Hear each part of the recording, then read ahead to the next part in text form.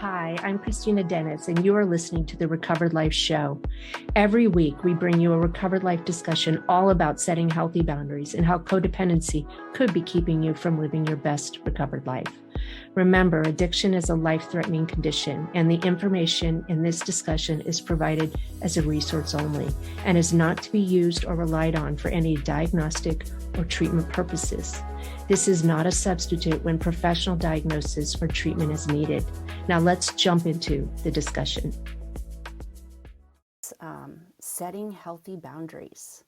So happy to see you here this morning. I think everyone is familiar with the room, but I'll do a quick introduction of myself. My name is Kristina Dennis, and I am a recovery coach and an expert, whatever that word means, in codependency recovery. It is my passion to help people both in and out of recovery to better their relationships with themselves and with others. And so we meet every Wednesday in Recovered Life Discussions to talk about setting healthy boundaries. It's such an important subject. And I want to invite everybody to consider coming up and sharing. This is, we learn from each other, and everybody's at different times in their recovery, and it certainly is a collaborative process. How are you this morning, Kathy? I know it's the afternoon. It Where is. It's you just are? gone 5. I'm very good. I've had a really good day today. Actually, weather is nice. Saw my sister-in-law this morning. She brought her dog over. Helped me out with some things I've been struggling with the past couple of mornings. So yeah, all's good in this best of all possible worlds. Oh, that's lovely to hear. I need a little bit of information. What is the flag? I see you and April have it, and I am not aware of what that stands for. That is the Pride flag. The little Oh, yeah, because yes. it's Pride Month. So if you have ally or Yes. gay or if you have the flag in your bio, it automatically pops on. Good. Oh, good. I'll have to go do that.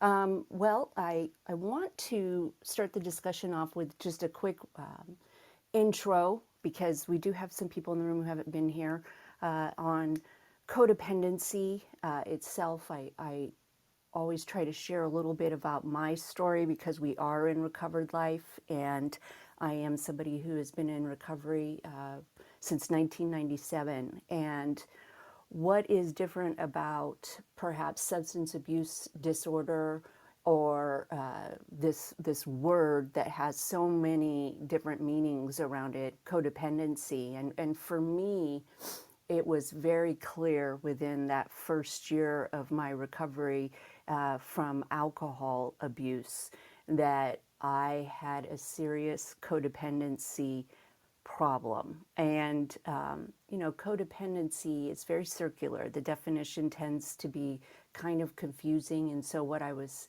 thinking for today is I would share some clues, some different statements about relationships that may help somebody determine that, yes, this is something I need to look at. My codependency came in full swing when I broke the rules of getting involved with another addict my first year of sobriety. And through that relationship, through my desire to control that person, I acted in ways that were harmful to me. And I was very much struggling with, self-worth, and I was basing all of my worth on my relationships and how other people would see me. And that brought me to a crashing bottom of recognizing that codependency had been the way that I had operated in all of my relationships long before I picked up drinking, and it was without alcohol in full swing. I was introduced to a 12-step program that relates to codependency, and I'm forever grateful, because that awareness change my life. And so I've been meeting with a support group for over 22 years. And what I've seen in regards to understanding and awareness of codependency has been awesome. I mean, I've seen a lot of people really see that putting down the substance is really just the first step. And so, what does codependency mean? If you look it up, the term came from Alcoholics Anonymous in the late 80s, and its original meaning was that it was a way to describe the partners of people who were the official first addict. And it spoke to the fact that the partners were actually addicted to the addict and maybe invested in the addict remaining using. They were really invested in that role of taking care of the addict. But since then, it's kind of grown into this movement that I don't think is completely fair. Where a codependent is, this sniffling, weak person who's emotionally sick and very needy and clingy. And I want to dispel that right now, because I have to say that in my work with people who are wanting to address their codependency, I have met a lot of strong people and very loving and capable people.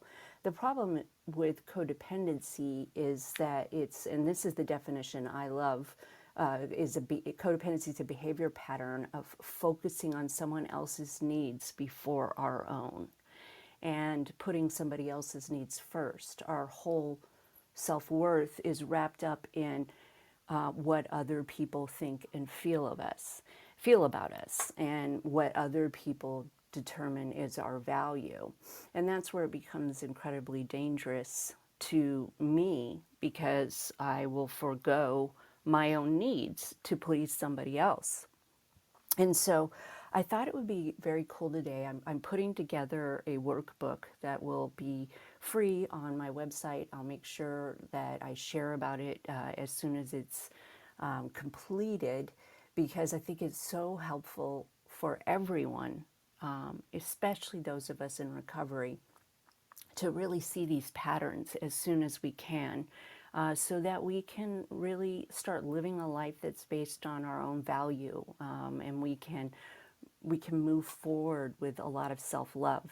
The very first room that I had on this topic, I introduced the idea that setting healthy boundaries starts with self-love, and I remain true to that belief. If I always need somebody else to tell me what my worth is, I'm on shaky ground. There's also been a tendency, I think, for people to, go, the pendulum swings and they go all the way to the other side, and they think of themselves as manipulative and kind of all the negative parts of codependency. And I want to say from, the top of this hour that codependents are not bad people. We are not, it's not a bad thing to want to put somebody else's needs ahead. Sometimes it's necessary, depending on what's happening, to that person. If somebody's very sick, you will need to put it in your, let's say, a parent, you will need to take care of that child maybe before you get your sleep. But to have that be the basis of all of my relationships, I ended up being swallowed whole. And without the alcohol to numb it, I quite frankly got suicidal. And so I thought I would talk about the symptoms and then open up the conversation for people to share about how this maybe has shown up in their life, and also just to kind of give people some language around what codependency looks like. And so I'm going to list them, and I hope that everyone here will kind of think about all the different types of relationships that codependency has shown up. I think it's important to mention that codependency is often, we focus on the romantic relationship in our life or our partners, and it's not that. It rarely is just one person that we're addicted to. For me, I operated and got the message that this was my job from a very early age. And so a lot of symptoms can show up with codependency, but these, I think, are a really good way for us to kind of use them as a lens. A codependent finds no satisfaction or happiness in life outside of doing things for other people. We stay in relationships even when we are aware that the other person is doing hurtful things to us or others. We would do anything to please and satisfy the other person, no matter what the expense is to ourselves. I certainly have suffered from that. I feel a constant anxiety about the relationship due to the desire to always be making the other person happy. Isn't that true? I use all of my time and energy to give to the other person, to give the other person everything that they ask for. I feel guilty about thinking about myself in the relationship and will not express any of my personal needs or desires. And I ignore my own morals or conscience to do what other people want. And when I first got into recovery and started to look at these symptoms and how it was showing up, I couldn't deny that I had a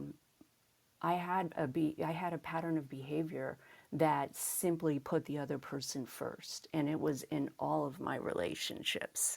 I absolutely showed up at work as a codependent, within friend relationships, within work relationships. Let's say volunteer work, and definitely in my family and my personal relationship with my partner. And that really ended up costing me. Now, the reason why we talk about the manipulation part of codependency, why that term gets thrown around when we're in recovery, is because when we are codependent and need somebody else to behave a certain way, to like give us our supply, like if you're thinking in drug terms, I need my supply, we often can be manipulative in our desire to get them to act a certain way so that we feel safe. Another thing that's important to know is this is not just a gender, female problem. I have worked with many men who have expressed a wish, I can't have a good day until I know my wife is having a good day. And I've, been able to point out gently that you have to be able to have your own good day. That it can't be the wife's responsibility to always show up in a way that makes you feel safe.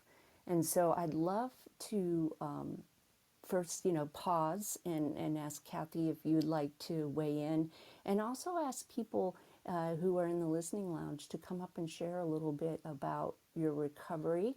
But I will turn over to Kathy for a few minutes, and then maybe we can come back and do the first step for when we Uh, need to learn how to set healthy boundaries. Sorry, Christine. That's okay. Out of the blocks pretty quick. Yeah, my own history with codependency. I only realised it was a thing in my life maybe a year ago, and it was listening to Christina in another room that made me follow her into another room, and she started talking about codependency, and I thought it was like both being addicted to the same substance and enabling each other. How wrong I was for me.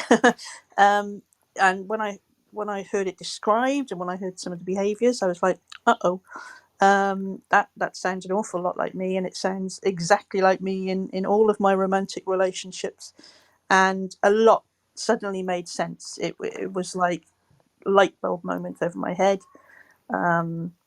I Things fell into place, and understanding what you've got, getting a diagnosis of something, even if it's a self-diagnosis, I guess, in this case, is very freeing, because it means somebody said it, somebody much wiser than me said it better yesterday, but basically if there's a word for it, if there's a phrase for it, someone's done it before. You're not on your own, and it means there are steps you can take to alleviate it. I don't think any codependent. I don't think I'll ever be completely free of the behaviours, but so in a year, I've done a lot of work. Listening to Kristina on here and in Recovered Life, and reading the blog and whatnot, I've realised a lot, and it's been very enlightening. It's changed the way I behave with my family, very much so. The lavish gifts, or ignoring what people want, what they actually ask for, so I can get something that nobody else has. That's gone out the window because it's not healthy. It's not respectful of their boundaries, and it's overstepping mine. And that's improved relationships definitely with my sister, with my nieces. Though the youngest niece is a bit pissed off about it because she doesn't get the. So thanks, Kristina. Right. Yeah. So it's been enlightening, and it's been hard work, but it has been better. It has improved my life immeasurably to recognize those traits in myself and to do something about it. Recognizing it, I think, in codependency is a huge part of the battle. Doing something about it, definitely you have to, if you want to, but recognizing it is really, really, that was earth shattering for me, basically. So yeah, I feel better for the work on it. Like I said, I don't know if those traits will ever leave me completely, but certainly my next romantic relationship will be very, very different from my last one. I still hold out hope I'll have another romantic relationship, but there you go. I believe you will. But it will be very different because it will be me sober, and it will be me more aware of myself, and it'll take pressure off other people as well. I've done it with friends, buy them surprise gifts, and now they're saying to me, don't do this, it's embarrassing. I don't get you anything like this for your birthday or whatever, and it improves relationships all round. So come up and share your story, people. There's plenty of time left, and there's a lot of people here, and I know there's some wisdom in this room about this topic. So I'll pass back to Kristina. I love that you shared that part. Yes, gift giving is a wonderful way to start practicing this, because here's the thing about codependency, or not having boundaries with yourself and your codependent behaviors, is that when we turn ourselves into something, or we buy lavish gifts, seeking seeking the approval, seeking the love, we never really quite get it, because we do all these wonderful things for somebody, and then we're never really sure, are they in this relationship for me? I mean, I have to be honest, I don't know if I really ever showed up in relationships before as truly who I am. And then, therefore I couldn't trust any of these close relationships because I didn't know. They don't even know me, is what would happen. They don't even know who I am. And I'm wanting something from them, and wanting them to adore me and to need me. And that's where it becomes off as offensive to the other person. Grown people don't want to have to need somebody else. It's not showing up authentically.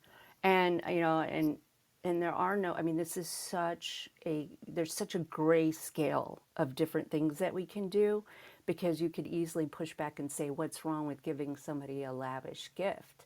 But if the other person doesn't want it, or if it sets some kind of level, for me, it made me feel superior, because look, I figured out the gift that nobody could figure out to give. And it really was a lose-lose game, because the other person felt like, you know, like they don't know what to do with this. And they also felt like, you're so much better than me. How can I really show up? and I didn't know if they truly liked me. And so I just love that you shared that. And you are right, Kathy. I these kinds of behaviors, this belief system that I had, that it was my job to turn myself into an acceptable vessel for you to get what you needed, was, codependents aren't born, they're made. And so it was a long time coming, and I've had to do a lot of work, and I still am not there. There's those tendencies to jump in and solve somebody's problem, or jump in and be the hero. They're still there for me, but I've got some pretty good boundaries for myself, that help me know, oh, wait a minute, I got to take charge of what's happening inside of me and make a decision, whether or not I'm going to even meet with that person. Oh, welcome, Derek. Thanks for coming up.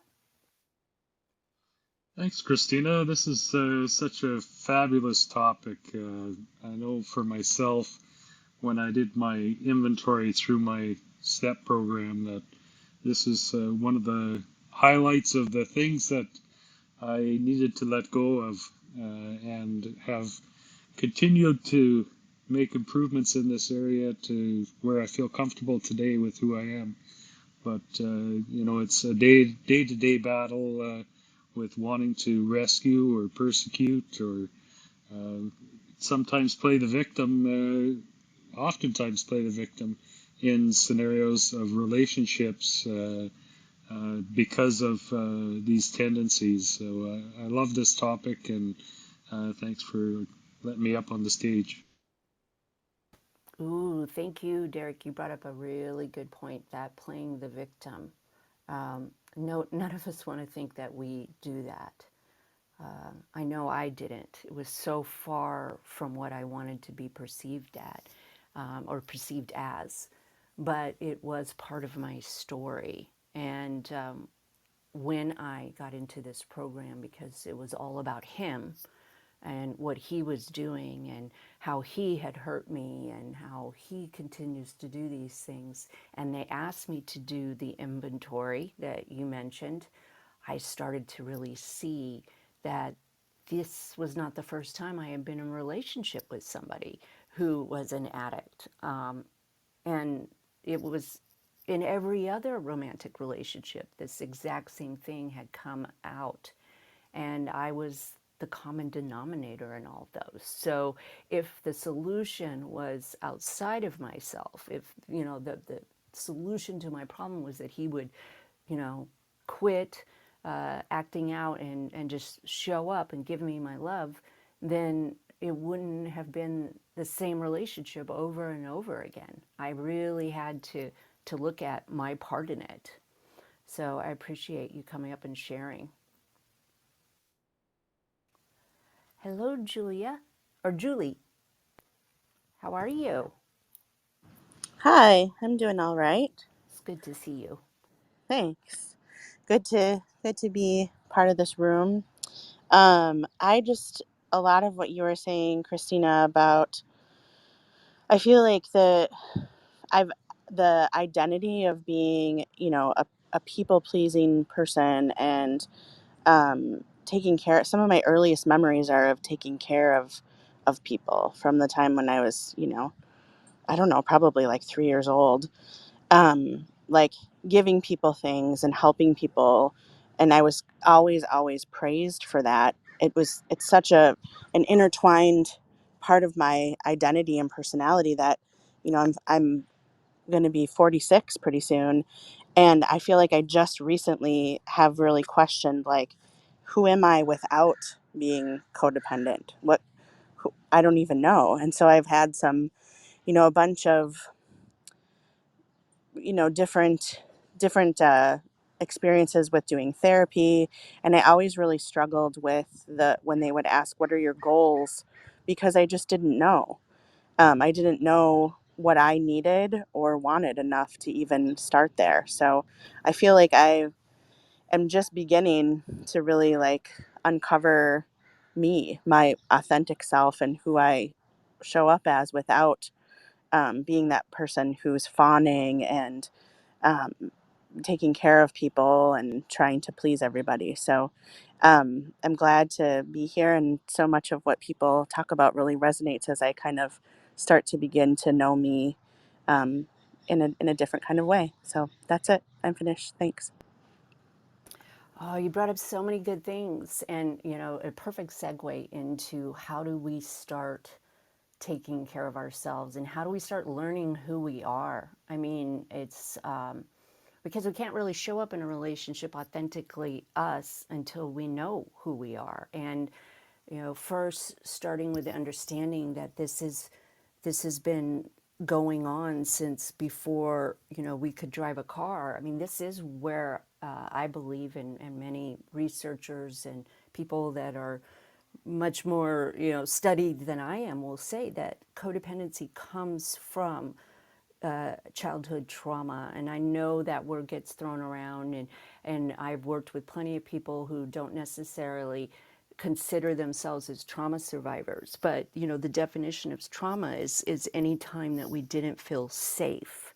And so if we are in a home where we are made to be responsible for others' feelings, where certain things that could happen. I'll just share from my own experience where if I did something that was, quote, bad, it wasn't you did something bad, that wasn't a smart thing to do. It was you've broken your mother's heart, and can't you just act right? And can't you just, stuff your own feelings? And, you're supposed to be this type of person in order to have value within our family. And it's a problem when you have your own emotions and your own feelings. And so for me, it became a life survival skill to first anticipate what my mentally ill grandmother was, thinking and feeling. And I became very, very good at checking out the situation quickly, coming up with ways that I could change the situation, whether that was trying to get really high marks in school or always cleaning my room, that I was directly told and inferred that I was responsible for her mental health. And nobody was going to be happy unless she was in a good space. And that is my reality. And so I learned from a very early age that this is a way to stay alive. And so as I have started learning how to set healthy boundaries, I distinctly remember the first time that I could say no. And the visceral physical response that I had was like, I'm going to die. And, I'm being completely transparent, because if you had looked at the things that were going on in my life at that time, I had some success. I had to move out at age 17 and had been through everything, and I lots and lots of indicators that I was okay and strong and a leader.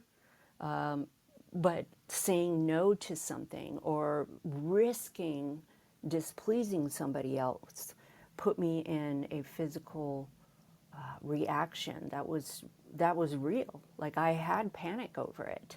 And so I think it's important to talk about this stuff because a lot of times we can take responsibility for everyone's behavior because setting healthy boundaries is how do I say this? We are not responsible for people who cross our boundaries. We're not responsible. Yes, we may have invited them back in again, but that doesn't mean that we are responsible for how they behave when they come in. And and sometimes that can, with a desire to recover from codependency, we can then take responsibility for everyone's behavior in the situation, and it happened because I let that person back into my life. No, that's not what setting healthy boundaries is saying. It's this desire to take care of ourselves, to treat ourselves as if we have value, an intrinsic value, right? Not one of the one of the techniques that I use with people is we start with a personal care contract that allows that person just to start getting used to feeling and get used to having a need and a want and fulfilling it themselves, because that's not an easy concept to know if you've been raised in a home that says you're not supposed to have any needs or wants. And it's not an overnight thing, absolutely not. It takes time, and we have to have people around us that are telling us that that's what we should do. I recently, if you received my newsletter, you know I recently had a moment where where a codependent relationship came back, and I needed to have these checks and balances to set a healthy boundary. And through the luck of being confused about technology, I didn't respond to this person how I might have responded if I thought that they were, around the corner. And it's not an easy thing, is what I'm saying. It's not easy at all to get used to taking care of yourself first and put yourself ahead. We have a world that tells us that's selfish. And that's not the case at all. Kathy, I'm having trouble getting people to come up. Yeah, I've just sent Paul and Simon a message. You may need to leave and come back up and come back in if you want to come up on the stage, because nothing is working here. Yeah, Chelsea just proving us wrong. So Yep. Paul and Simone, if you just pop out and come back in, hopefully we'll be able to bring you up. There's a glitch that's making it, we keep saying yes, but it's not bringing you up. Chelsea. Hi.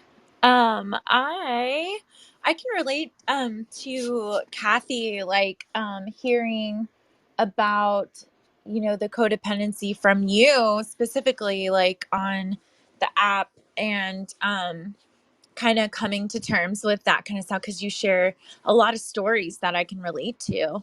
And it's so funny because I was like really proud of myself for setting some boundaries with somebody I was like kind of dating for a little bit recently, because like they came on really strong, um and and they were doing the gift giving and this and that, and I was like recognizing it as a manipulation, and then I kind of stayed in it a little bit longer than like I should have, because I didn't want to hurt their feelings. And I was like, okay, that's definitely some codependency going on. Like I don't want to hurt their feelings, so I'm being uncomfortable, and like I can like feel it in my gut. Like deep down, when it's like going against what I truly believe.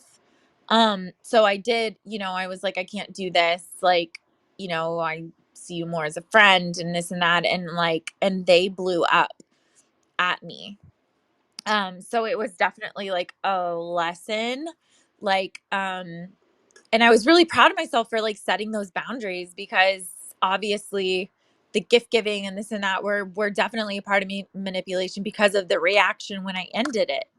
But then I find myself, there's like one person who like it's been like on and off since like 2017, and I can't get rid of it. And like he's also an addict. And like I promised myself I wasn't gonna like date in the program anymore, but like since it's been going on since like 2017, I can't drop it. And like I'm very aware of the fact that I'm like addicted to this person. I'm addicted to getting the response. I like seek attention. Like there's all these things that I'm like fully aware of, that I would like to change, and like that I'm seeking the ability to. And like even in therapy, like my therapist is like, like what are you looking for when you reach out to this person? Like she doesn't want me reaching out to this person. And like I can't answer that question. I don't know what I'm looking for. Like maybe like approval. I don't know. Like I can never like really fully like answer that question when she's asking, like what are you looking for when you reach out to this person? Um but I think there's an improvement in that I'm fully aware of like what I'm doing. I just have to take the action now and like do something about it. Like, cause like after awareness is like action. Um, so I don't know. Like I was so proud of myself for like the one situation and then I go back into the other situation. Like whenever I'm single, and there's nothing going on, I go back to this same person. And I'm just trying to kick that habit because I can like fully realize that I'm like it's like an addiction. Like I get like some boost like of something like every time I do get a response. Um and I'm trying to like manipulate the situation like by trying to get a response and trying to be a different person. um and so yeah, like I'm fully aware of it. I'm trying to like seek some resolutions for it and like change the behavior because I don't like it. It feels icky. um and yeah, that's all I got currently. I want to say, and Kathy, I really would love for you to respond to. I want to say, first thing is to be kind to yourself. And this happens, this happens to all of us. It's happened to me. And you're right, being aware of it is a big part of it. And kind of, stepping back and observing yourself and asking these questions, about what am I getting out of this? What's happening without judgment is very helpful. But I have this little prayer that was taught to me that I find very helpful because I got to bring higher power into some of this stuff, all of this stuff for my life. But I definitely need to recognize that I have limits. And sometimes it's going to take a few times around to learn the lesson, and actually the anxiety that I'm having on trying to make this outcome happen is actually keeping me more invested. And so one, I always tell people, relax. If you're not there yet, you will be there eventually. You're not going to accidentally marry this person because you're sharing about it, you're talking about it, and you're recognizing that there's something that you're getting out of it. But this prayer that I've been taught is change me, change them, or remove them from my life. And something about that little prayer helps me, kind of tap into higher power source, that I am, for whatever reason, I'm still invested and I don't want to be. And can, higher source come up and show me? And it works. Change them, change me, or remove them from my life. And it kind of allows me to sit on my codependent hands, just long enough for life and for my higher power, my loving parent to get me to where I need to be. And so I hope that's helpful. Kathy.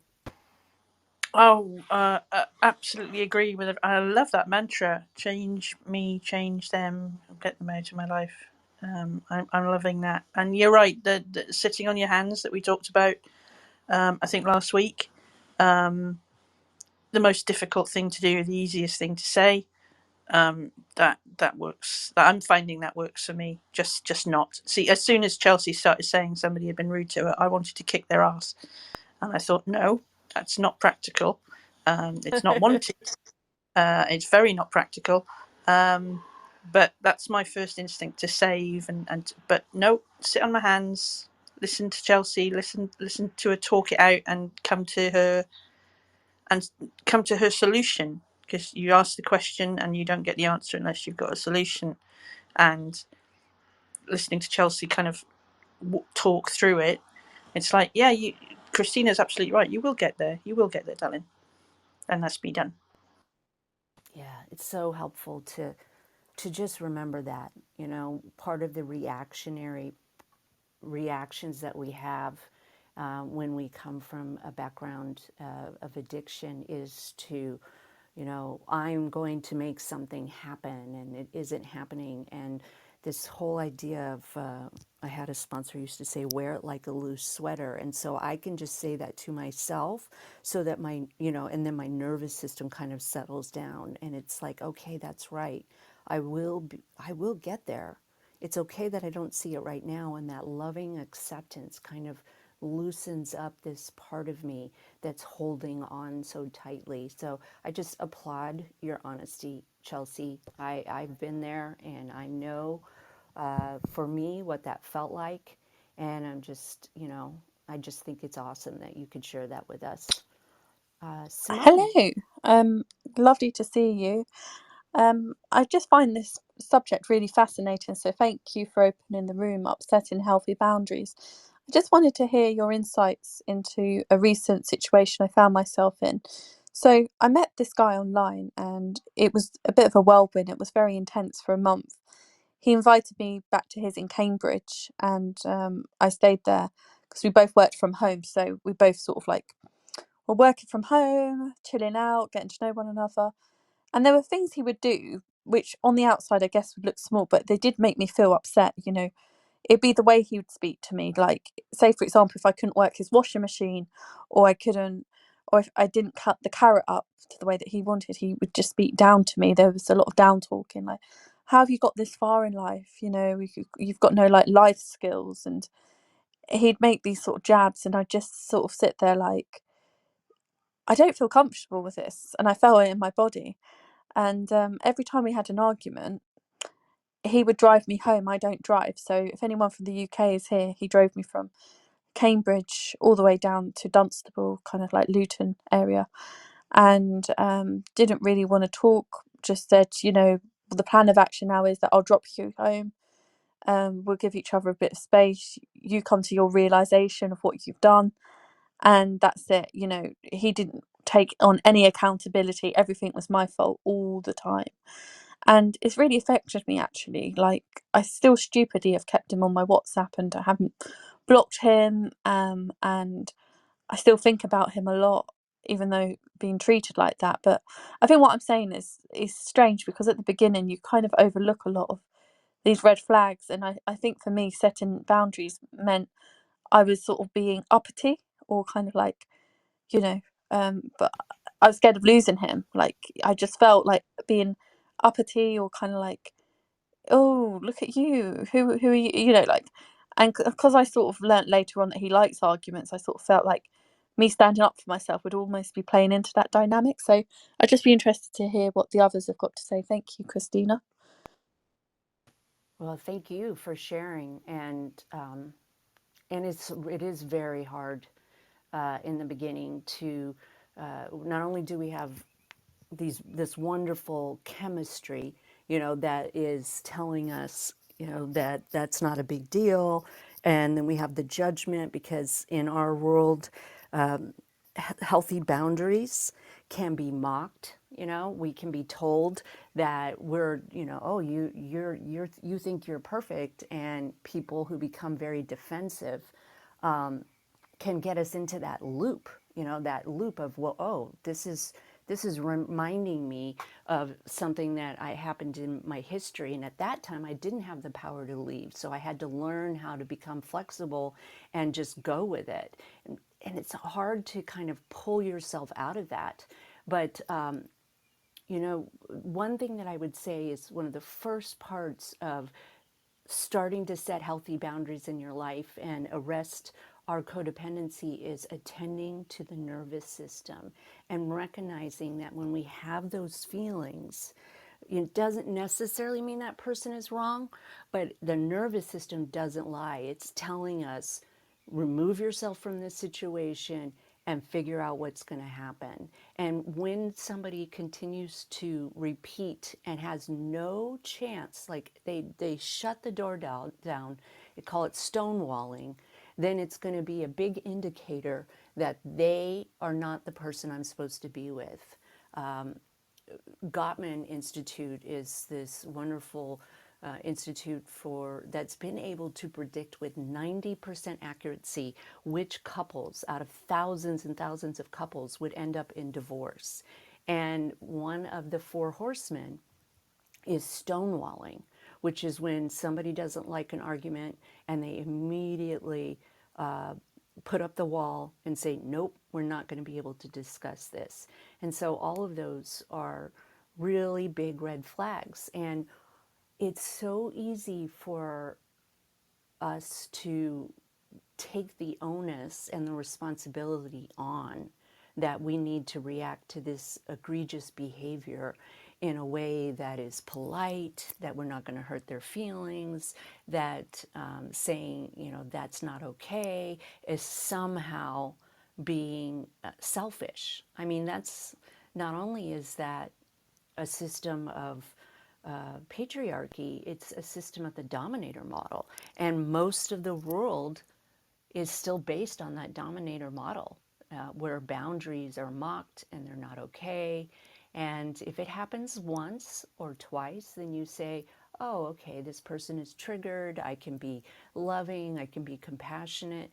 But what worries me most is that this is a style of communication that has probably worked for him in the past. And his addiction to having it, be that cycle, is not good for your nervous system. It's not good at all. And so one of the things that we do as codependents is we abandon ourselves over and over and over again by staying in situations that are not good for us.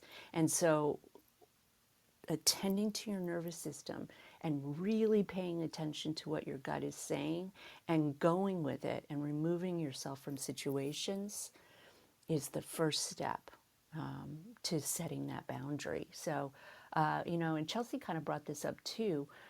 We now know that love bombing is a sign of possible narcissism. And that word gets thrown around a lot, but it's love bombing in the beginning too much is actually an indication that this other person does not have a sense of self either. And so the best that we can do is tell other people about it and share all the thoughts that you're having and share, what happened, and trust yourself that you know what's best for you, by always putting your nervous system in the driver's seat, always removing yourself. So I'm glad that you shared that. And I also hope that people will hear that we all do this if we're sweet codependents. We're all foregoing bad behavior sometimes because that's how we stayed alive. So when we start saying no thank you to other people, it's really, really hard. So I'm very glad that you shared. Thank you, Simone. Tiffany, thanks for coming up, friend. Oh, thank you for having me. It's so nice to see you and be here in this conversation, you guys. Wow, it's so powerful to share similar experiences and feelings.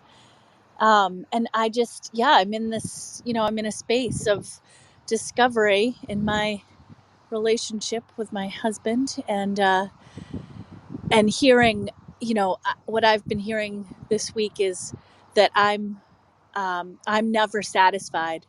That what I'm asking is just saying that I'm not happy enough with all that he has given, quote unquote, right? And not, it's fascinating. It's so hard to communicate with somebody who is stonewalling you, or who is not willing or able to have this kind of dialogue, to have this kind of a conversation. So, I've just been praying for this space to have a conversation, to hear others' experiences, strength and hope, that that more will be revealed. And I think it's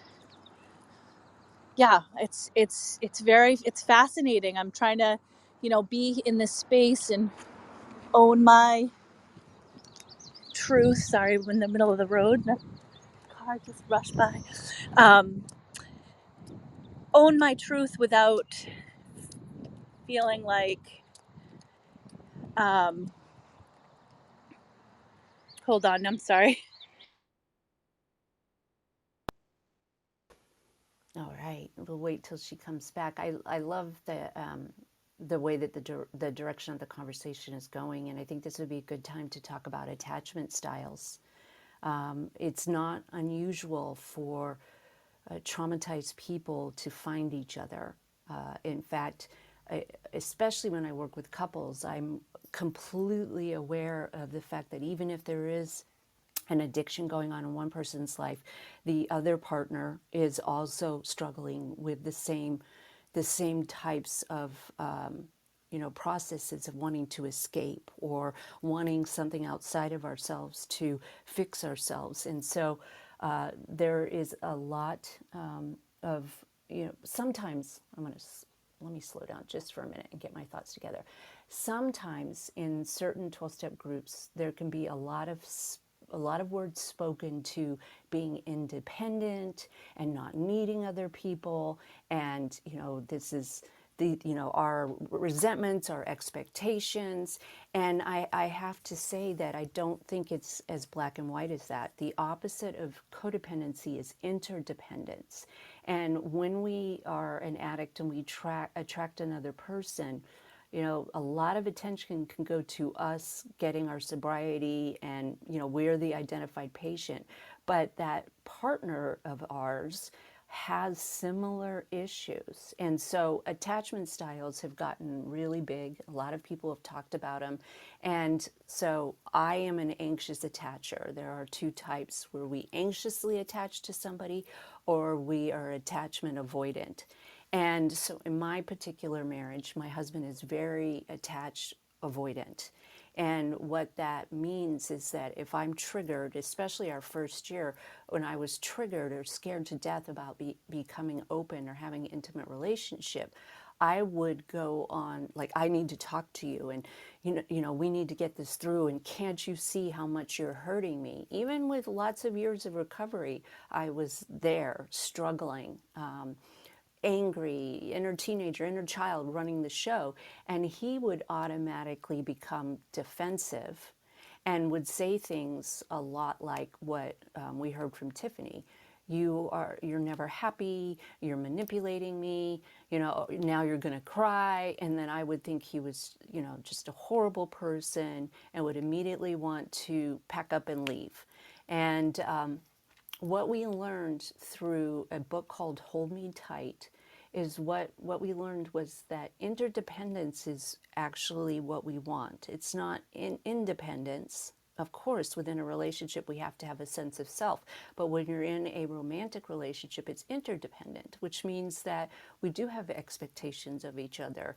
And this is what it looks like. And so as each person is working on their own triggers and healing their trauma, me as a partner to my husband, I could start seeing that when he put up the defenses and started, because he felt attacked, that underneath that was his extreme fear that I was going to leave.